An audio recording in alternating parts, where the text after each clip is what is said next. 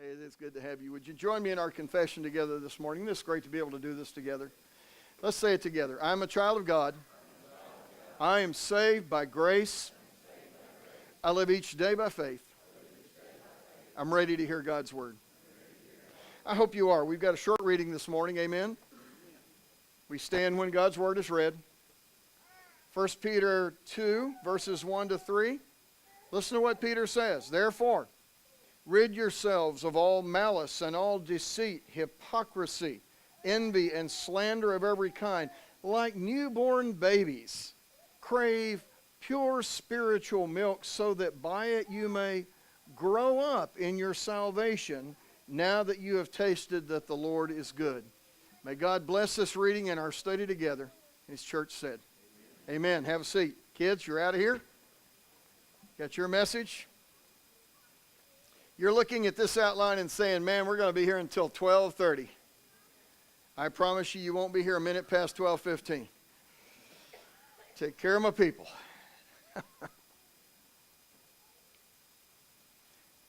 We have started a study on growing up in the family of God. And we're really looking at this idea of the church as God's family, which is the primary image that's used in the Bible.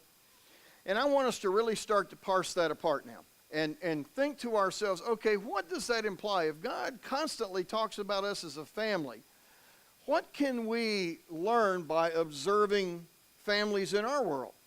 What are families like? What makes them up? How do they function? Not all families function like they should. And yet, you still have the same kinds of dynamics that go on in every family. And so I'm really going to give you, I don't want to say a sociology lesson because we're really not, but in a sense we are, because I want to talk to you this morning about what a family looks like. You know, life in 4 stages. Every family is made up of a diverse combination of people. And we're at different stages in life to set the stage. Like a family, like any family, God's family is made up of members at all stages. We're not all in the same place. Now, first of all, don't look around the room at chronological age. You could see somebody who's 50 years old, and in human standards, we would say, well, now that person should be mature by age 50. Now, we understand that even in human terms, not all 50-year-olds are mature, are they? And sometimes there are 12 and 13-year-olds that seem like they have wisdom. Have you ever met a kid that just seemed to have been born old? You ever met one of those? Yeah, you see them every now and then. They just seem to get it. I've seen a lot of adults that were born young and stayed young forever. And I'm not talking about staying young in terms of fun and interest, but I mean, they never have figured it out. Well, you know, you can't look at a person in the church and because they got gray hair say, well, that person's probably a mature Christian. We don't know. You know, your works, your deeds betray you one way or the other on that. If a person's 86 years old and they just became a Christian, the Bible says they're an infant. And they should be treated accordingly. So, you know, we got to understand that. But every stage of life has its own characteristics, and that's what I'd like to talk to you about this morning. And what I want us to do, and this really plays directly off of what Peter says in 1 Peter 2. What does Peter say? He says, when you're getting started, drink the milk. Once you realize how good the milk is, you keep drinking it, it makes you bigger, it makes you stronger, and you grow. And he says the goal is to keep growing until you do what? Mature. So it's a growth process. We're all in process. And we need to be. But guys, we need to understand this too. I need to understand that I'm in process and I need to grow. But I also need to understand that every one of you in this room is in process. We need to learn to treat one another properly based on the maturity level of the person you're dealing with. So many times in the church, somebody who's infant stage, somebody who is childhood stage, they're not mature, they don't act mature, and what do? We tear into them. We beat them up for it. Why? Do you beat your kids up when they, spill the milk? Do you take the kid out and say, all right, that's it, I'm done with you, slap them 3 times and say, all right, get out, you're not in the family anymore just because they spilled the milk? We do that to new Christians all the time, and we've got to stop doing that. We've got to learn that just like a family, we're in this together, and if you're young and dumb and you make dumb mistakes, my job is not to beat you up and kick you out of the family. My job is to help mature you. We got to figure out how to fix that. Okay? Christians in the church, we've got to be committed to maturing each other. And part of that is understanding what immaturity looks like. So that we can say, oh, well, that's just immature. But that doesn't mean they're bad, and it doesn't mean we throw them away. That means, man, we've got to that one needs more attention than others. A parent will tell you, the babies, well, let's just get into this. I've got 4 stages here. We've got birth and infancy, childhood and discovery, adolescence and immaturity, and adulthood and maturity. And in each area, I want to look at 4 things just real quick. Just give you an idea. And again, I want you to think 2 things.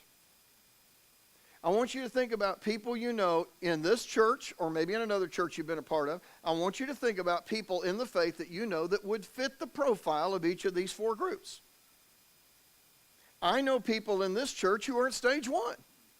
It is obvious they're at stage 1. That's not an insult. God bless you. You're in the family. If you were to die today in stage 1, you'd go to heaven. Isn't that what we say about babies? If they die, they go to heaven. Why? Because God recognizes that's the stage they're in. He's okay with that. The other thing I want you to ask yourself, I don't want you to be brutal with yourself on this. What stage are you at? And don't lie to yourself about this. The Bible says the biggest sin we commit is self-deceit. We lie to ourselves. Oh, well, I'm a mature Christian. Everybody wants to think they're mature Christians. We'd like to think that. Maybe you are. Maybe you are. But let's be honest about it, okay, with ourselves as we look at these stages. Stage 1 is what we call birth and infancy. And we kind of get that,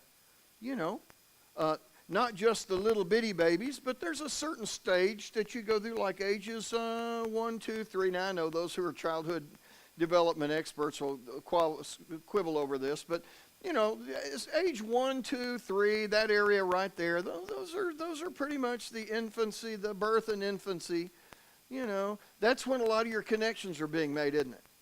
Psychologists tell us, people that study the brain say, man, by the time you're 3, 4 years old, you're pretty well locked in.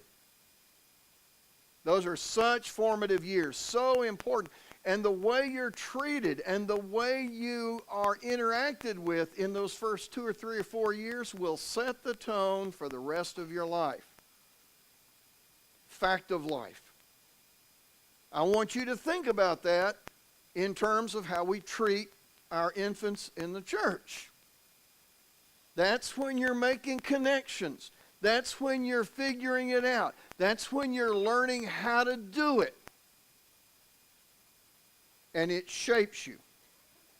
It shapes you for the rest of your life. A lot of us have trouble with levels 2, 3, and 4 because of the way we were raised or not raised in the church at level 1. And it makes a difference. Now, let's talk about discernment. We're going to look at 4 areas: discernment, characteristics, focus, and expectation. Real quick, I just want you to connect these now and think. Okay, babies don't get it. They don't have any discernment.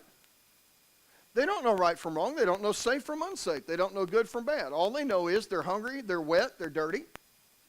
Their tummy hurts. They're hot, they're cold. Basic, fundamental needs. That's what they know, isn't it? They don't know a whole lot else. Somebody says, well, now language, and yeah, I get all that, but they don't know anything. They're born with a clean slate. We kind of start from ground zero with them. And we have to learn them. We have to learn them stuff, don't we? And it's a long, hard process. Because for a long time, they're not going to figure out a lot of things. Anybody that thinks it's easy, try potty training a kid. Just try potty training a kid. And one of the hardest jobs in the church is potty training our babies. I don't mean that in a literal sense, but I mean, it's potty training is messy and difficult and oftentimes unsuccessful, and you have to try again and again and again. Teach them to walk. Teach them to ride a bike. Teach them to, sleep by themselves at night. Teach them to eat without wearing it. I mean, all that kind of stuff. It's just they don't have discernment. They don't know any better. Why do we beat up our baby Christians? Because they don't know any better. They aren't supposed to know any better. They're babies. Who's it on? It's on us. If I'm the parent and my kid is a baby, it's on me to take care of the baby. It's not the baby's fault if he messes his pants. Or if he spills his milk, knocks it over. It's not his fault. That's on me. Because I'm the adult. And I'm supposed to be nurturing and raising that little kid. What are their characteristics? They're dependent and they're innocent. They depend on you for everything. They depend on you for clean clothes. They depend on you for a bath. They depend on you for food. They depend on you for comfort. They depend on you for warmth, care, housing, transportation. You put them in the car seat. You wrap them up. You get them their inoculations. Why? Because they can't do any of that. They don't even know what that stuff is. All they know when they go to the doctor is he sticks something in their arm and it hurts. And they cry about it. Why? Because that's what babies do. And so you think about our babies in the church. What do we need to be doing with them? We got to take care of them. Well, he ought to know to come to church. He doesn't. What's his discernment level? Look at the chart. What's his discernment level? 0. He ought to know he needs to come to church. He doesn't know he needs to come to church. Why would he know that? He's a baby. He has to be taught. Sometimes you'll have to visit and visit and visit and call and call and call and encourage and encourage and encourage and encourage and encourage over and over and over and over again to get this baby just to do what's best for the baby. And they're innocent. Baby will walk right out in front of a car. They don't know those things hurt them. Baby will walk right off the edge of a cliff. Baby will jump right into the pool. I mean, they do things. They do really dumb things. It's not because they're bad. It's because they don't know any better. We need to learn that those that are in the infant stage of their spiritual growth, we've got to keep an eye on them. We've got to watch out for them to keep them from hurting themselves. Because the goal at this stage is to survive. If you can live to 5, you got to run and shot at the whole thing. How many babies worldwide die in the first 5 years because of disease, neglect, hunger, exposure, abuse? That's where they die, isn't it? It's in that early stage. Why? Because they're helpless. An 8-year-old can run away. A 1-year-old can't. Folks, when we've got babies in the church, we've got to put a hedge around them as a church. We've got to protect them. Because the whole world out there is out to get them, and Satan's using every tool he's got, and he'll work them, he will wear them out to try to get control of them again. And what's the expectation when you're a baby? It's help me. Help me. I'm wet. Help me. I'm hungry. Help me. I'm cold. Help me. The thunder scared me. Help me. I think probably of all the areas of church growth, this is the one that we as churches mess up worse than any other. Because how many people come in one door and out the other, and they never get integrated in? And that's because they come in as infants. And by the way, there are some people that just like to be catered to, and they stay in the infant stage. Help me, help me, help me, help me. Gimme, gimme, gimme, gimme, gimme. I'm not happy. I don't want this. I'm going to cry about this. I'm going to cry about that. I'm going to cry about everything. I'm going to cry about everything I don't like. That's infant stage.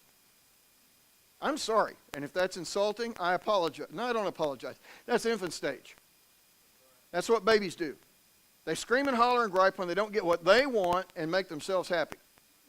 And babies don't always need what they think they need. You got to take care of those babies. Now, let's look at second stage.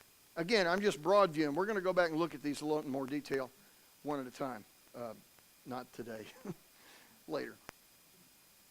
Childhood and discovery. I love childhood. I work with kids. This week we start school. I love kids. I look forward to Monday morning when all those little kids walk in the door. I love my kids. I work with kids from kindergarten through fourth grade, 5 to 10 years old. They're so awesome. They're so awesome. But you learn some things about kids at that stage too. And once you grow out of the infancy stage in the church, certain things start coming online. Your discernment level, well, it's kind of limited. You're beginning to figure some things out, aren't you?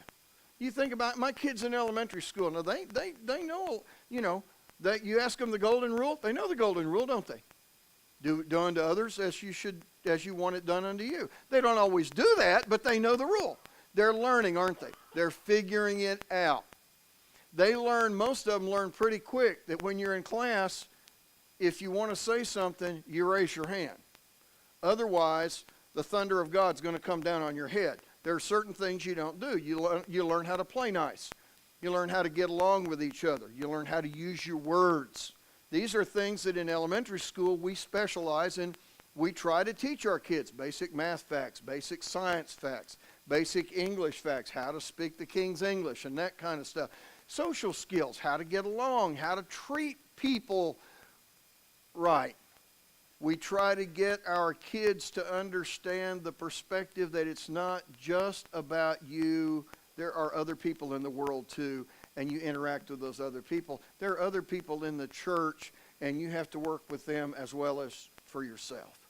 So we start moving beyond this, I'm going to survive, I need this, I want this, I'll let you know if I need anything. You're moving toward, kids at this age, at the childhood stage, they start learning empathy. They start learning to feel sorry for somebody else when they're having a hard time. This is the age that's so precious because when a little kid falls and gets hurt on the playground, half the little kids in the class run and pat them on the back. Are you okay? And you'll see a little kid coming up with a little blood trickling down his knee, and there'll be 13 kids holding him up, walking him to the teacher. That's beautiful. What are they learning?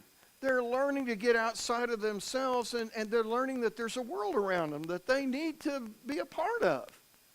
That's a beautiful thing. So that it's limited. They still don't do a lot of higher order stuff. They haven't learned to reason.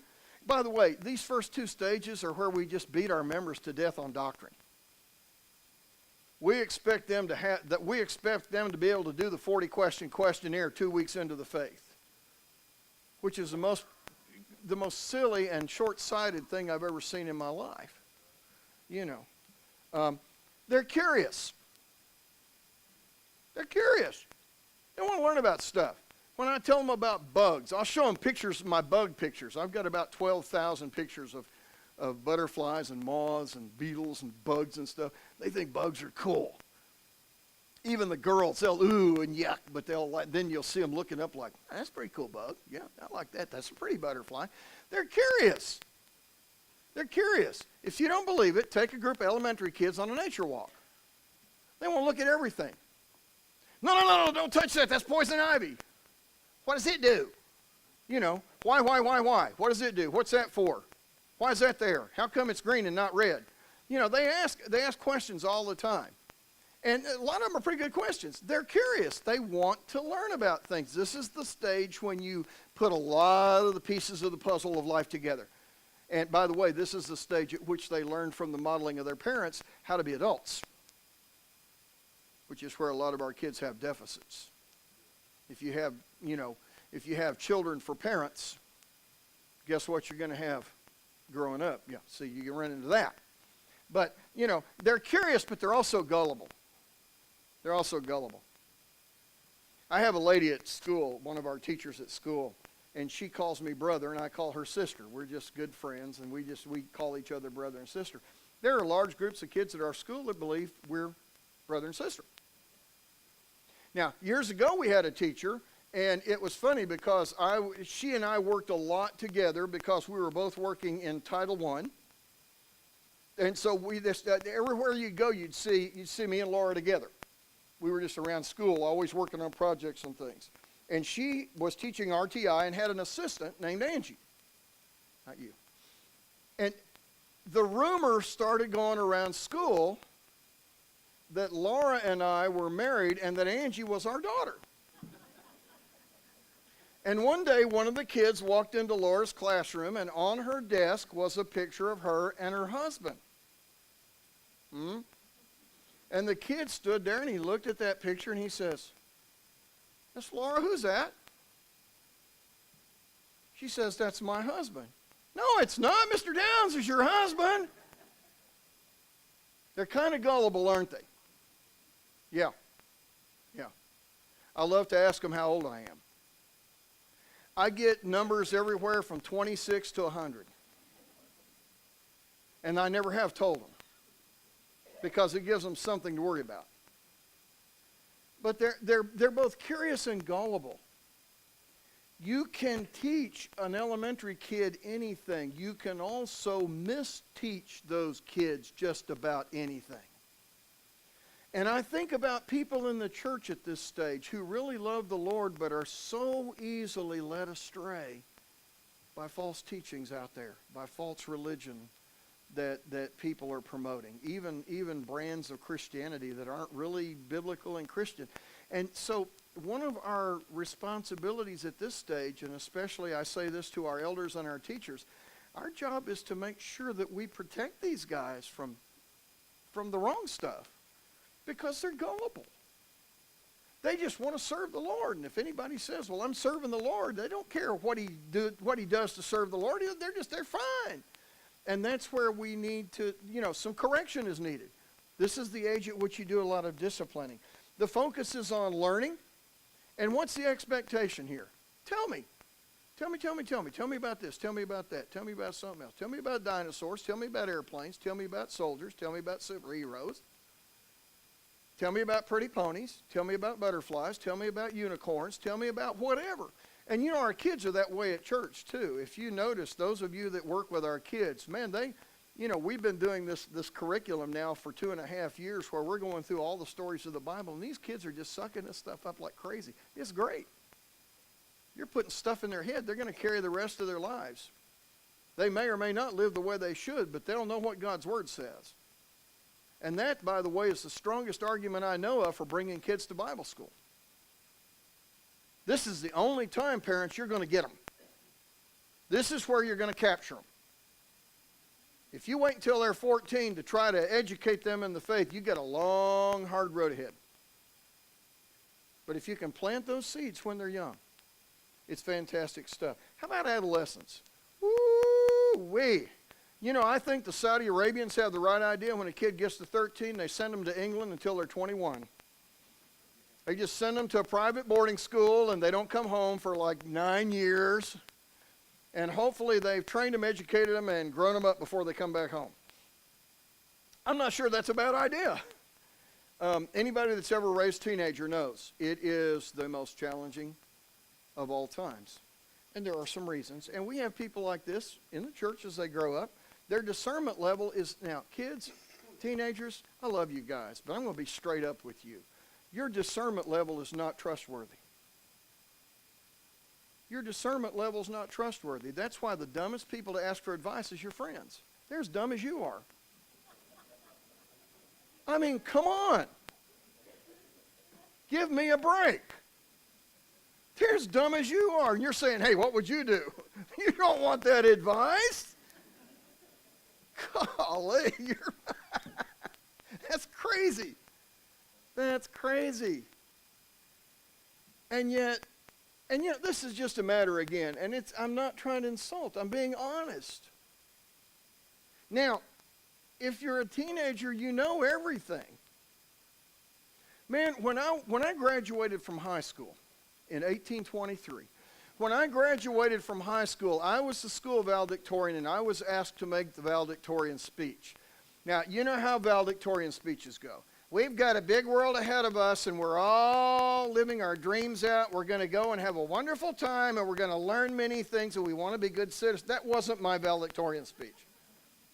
I graduated high school in 1969 in the middle of street protests, campus shootings, and the Vietnam War. And my valedictorian speech was a massive, pointed indictment of the American government. It was not well received, by the way. But I should have stayed in politics right then. I think I could have been elected. I was very critical of our culture on both sides, the government and the protesters. I was very, very harsh and very critical and very judgmental because, hey, I was 18. I'd already been to college for a semester, and I knew everything. I mean, come on. Nobody took my advice, and so the world is, now you see what's happened to the world. When you're 15, you know everything.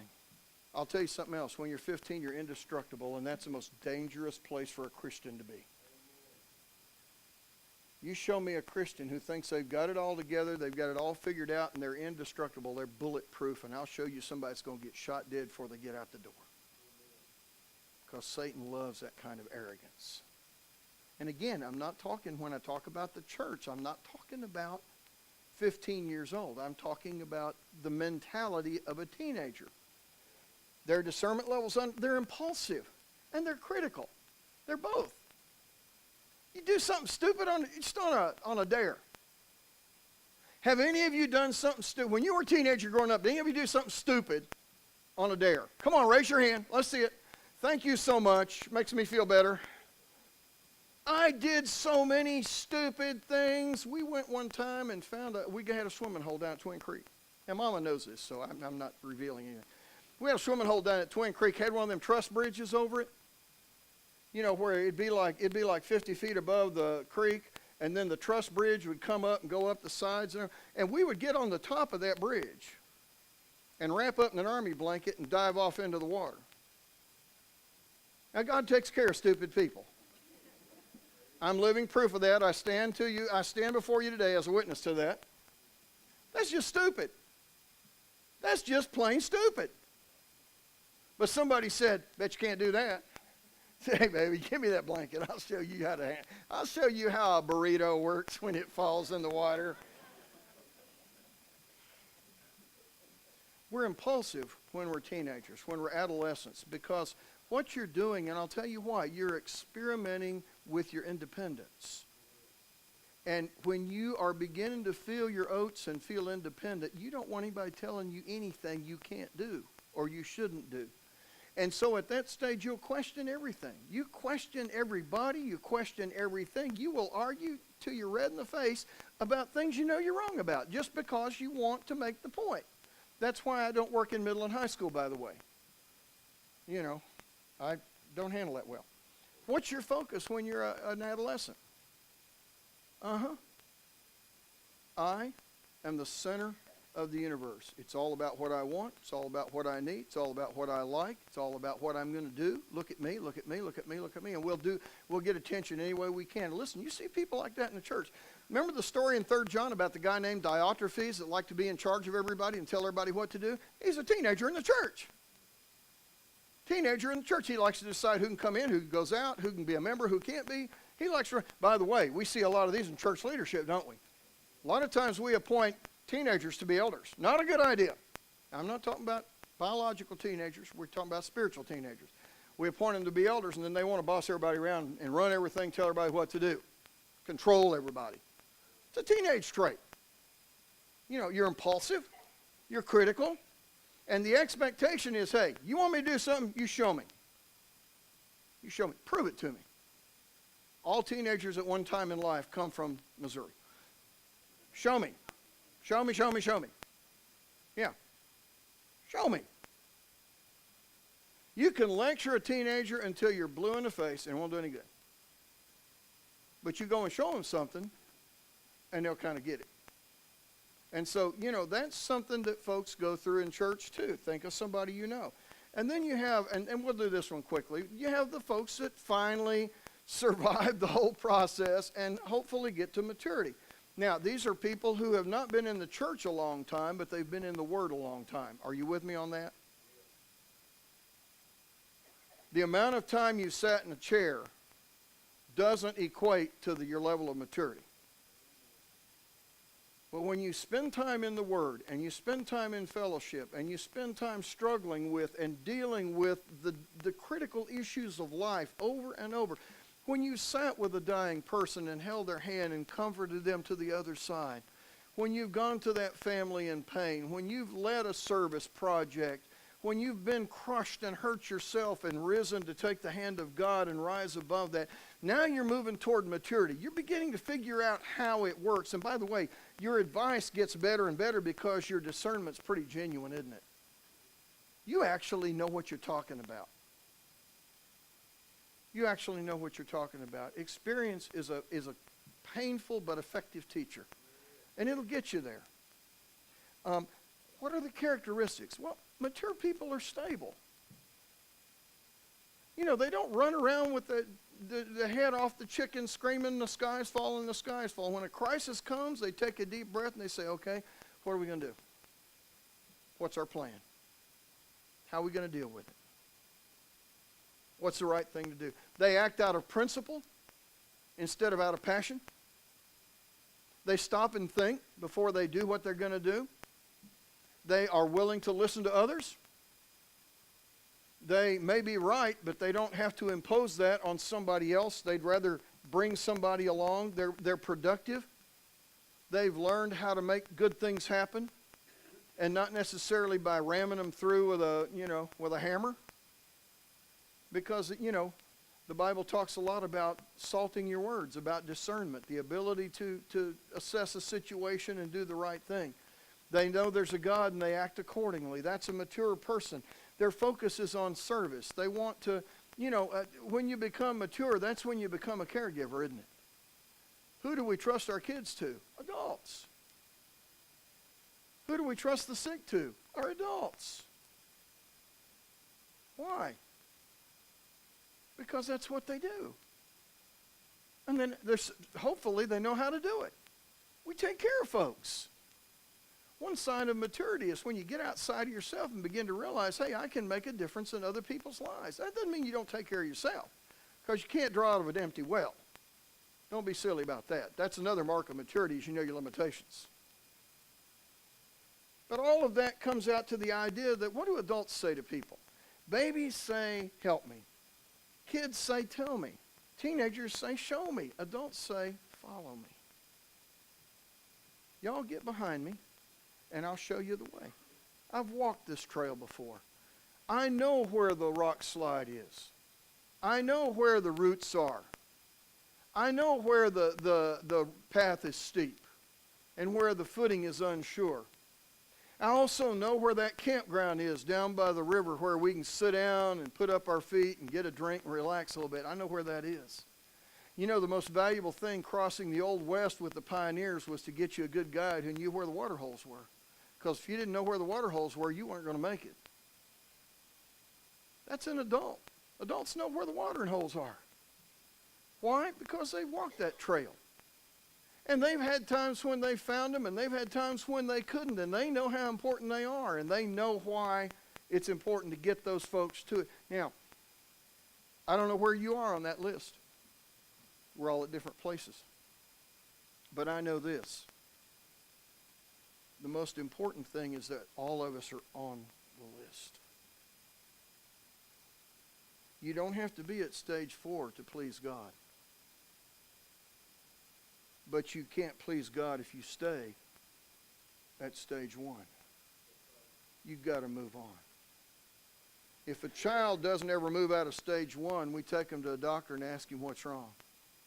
If a child never gets out of stage 2, we look at the parents and say, what in the world have you been teaching that kid?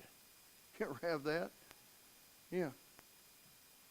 At stage 3, we look at the kid and we say, okay, son, you're 19. It's time to man it up. It's time to suck it up and get out there and, the time has come. We're all at different stages. And yet we're all kind of interlocked with each other, with the goal of helping each other at whatever stage. If you know somebody that's at a higher stage than you, look to that person for some direction. But be careful, because if you get your advice from a teenager, discernment's unreliable.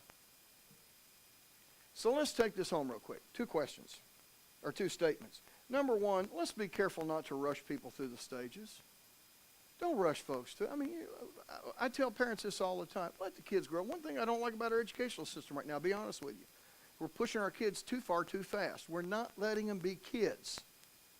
One of the most important things our kids need to know is how to play and relax and have fun and get to know each other. And we don't give them time for that.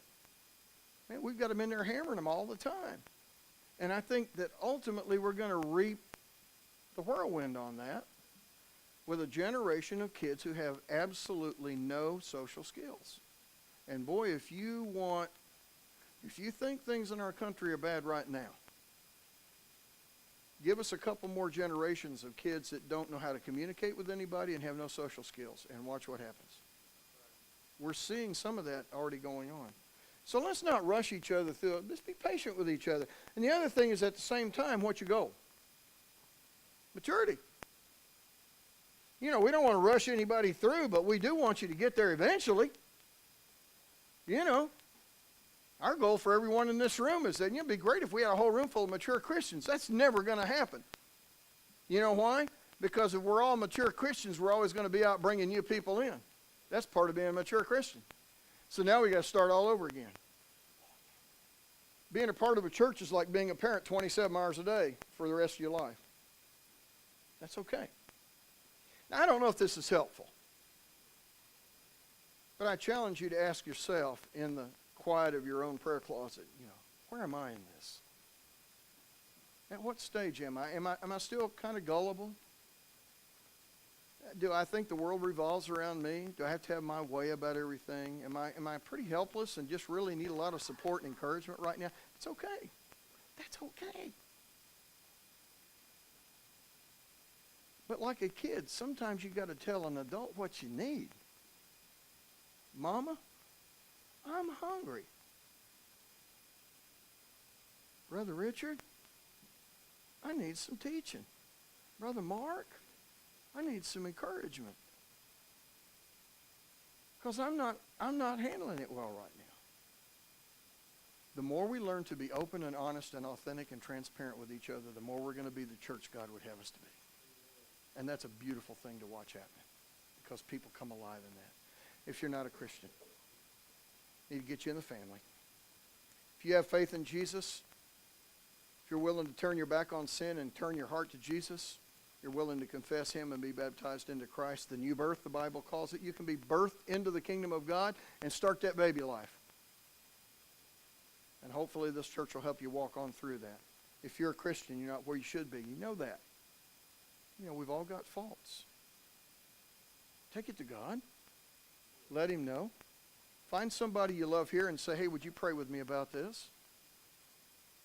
If that's your need, we encourage you. But above and beyond everything else, let's take care of each other. And let's be honest and admit that, we're not all in the same place, and that's okay. Let's just grow together and be better at what we do.